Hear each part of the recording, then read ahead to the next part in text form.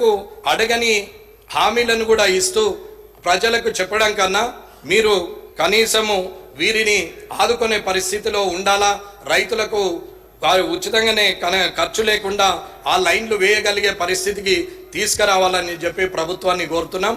అలాగే ఏదున్నా ఏం చేసినా కేంద్ర ప్రభుత్వం ఉదయ్ స్కీమ్ కింద ఏదైతే స్మార్ట్ మీటర్లు అని చెప్పిందో ఆ స్మార్ట్ మీటర్లను ఈ ప్రభుత్వం మేము వాళ్ళిద్దరు ఒకటైపోయారు, మోటార్లకు కూడా మీటర్లు పెట్టాలని చెప్పిరని వాళ్ళు మొత్తుకున్నారు. ఇప్పుడు ఉన్న వాళ్ళు వీళ్ళు మొత్తుకుంటున్నారు. అన్న ఏది అయినా కానీ రీఛార్జ్ అనేది ప్రతి ఫోన్లో ప్రతి దగ్గర ఇంటి దగ్గర ఉంటే వస్తున్నది. ముందు పేమెంట్ చేసిన తర్వాతనే డబ్బులు కట్టిన తర్వాతనే వస్తువు మన ఇంటికి వచ్చే పరిస్థితి వచ్చింది. ఇవాళ స్మార్ట్ మీటర్లు పెట్టడం వల్ల రీఛార్జ్ చేసుకొని ప్రజలకు అవసరం ఉన్న కాడికి వాడుకుంటారు, అవసరం లేనప్పుడు వాడుకోరు అనేది ఆలోచన.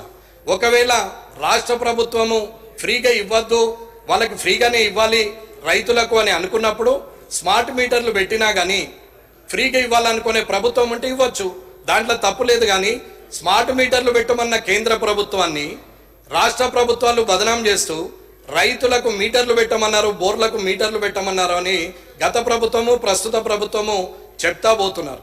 అది నిజం కాదు. స్మార్ట్ మీటర్లు పెట్టమన్నది ఉదయ్ స్కీమ్ కింద నిజమే. ప్రభుత్వం కానీ కేంద్ర ప్రభుత్వం కానీ ఒకవేళ ఉచితంగానే రైతులకు ఇవ్వాలని ఏ ప్రభుత్వాలు అయితే మాటిచ్చి మేనిఫెస్టోలో పెట్టుకొని ఉచిత కరెంట్ ఇస్తాం రైతులకని అన్నప్పుడు ఆ స్మార్ట్ మీటర్లు ఉన్నా కానీ ఆ స్మార్ట్ మీటర్ల మీద బిల్లు ఎంత అయితే అవుతుందో దాని బిల్లులు ఈ స్మార్ట్ రీఛార్జులు చేసుకుంటూ ప్రభుత్వం వెళ్లాల్సిన అవసరం ఉంది. ఉచితంగా ఇవ్వద్దని ఎవరు అనలేరు.